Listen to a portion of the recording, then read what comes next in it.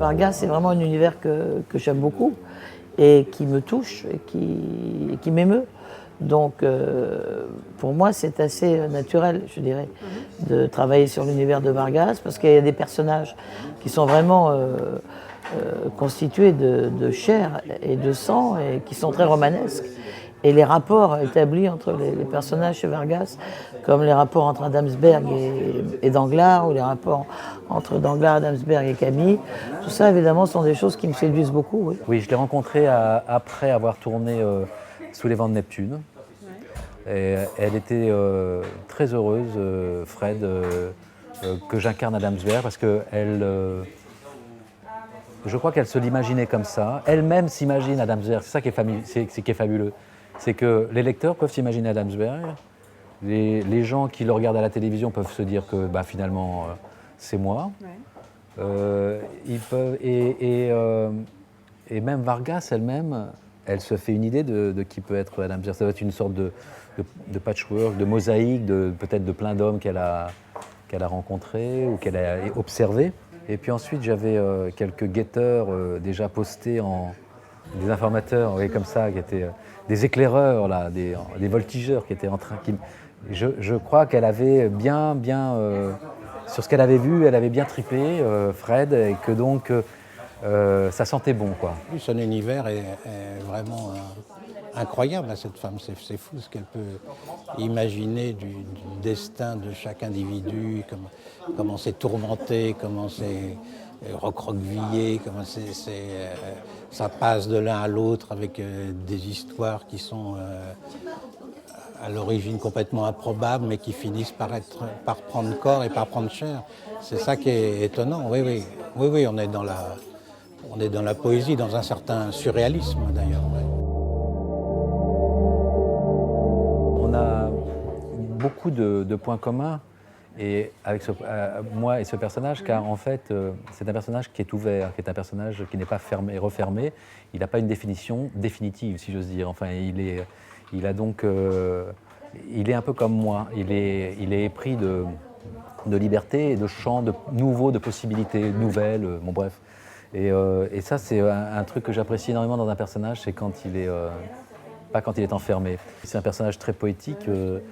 Toutes ses intuitions se mettent en place et toutes ses investigations se mettent en place d'une façon parapoétique. Comme un personnage d'une lucidité effrayante, quoi, qui se rend compte que la vie finit toujours mal et ça le met dans un état de désespérance totale. C'est pour ça qu'il boit et tout, mais enfin en même temps, il assure sa vie, quoi. Il continue à vivre. Et puis voilà, c'est pas parce qu'on est désespéré qu'on ne doit plus vivre. Sinon, il y aurait beaucoup de morts.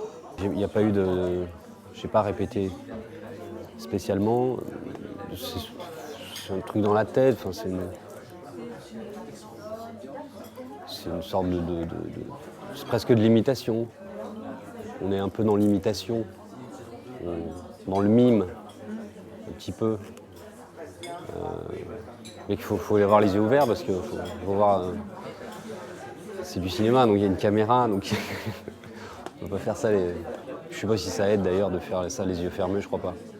Ah, j'y ai pris beaucoup de plaisir à incarner ce personnage. Oui, parce que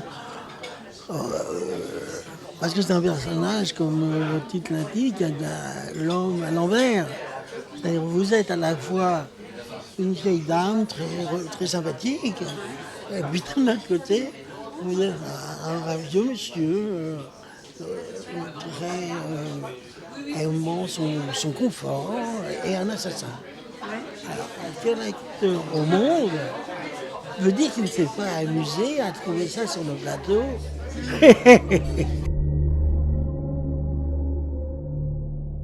Eh bien, il me regardait et je voyais dans son regard qu'il était à l'écoute de ce que m'avait transmis François Truffaut à travers 30 ans ou 35 ans de cinéma ensemble. Le regard qu'il faisait sur moi au moment où je cherchais le personnage, à travers les gestes, à travers les intonations, et là, vraiment, j'étais très fait touché. Jean-Pierre Léaud, si vous voulez, pour moi, c'est une partie de l'histoire du cinéma. Donc, et je ne peux pas ne pas le voir comme ça. C'est-à-dire que je le vois par-delà même sa prestation dans le personnage, dans L'Homme au cercle bleu. C'est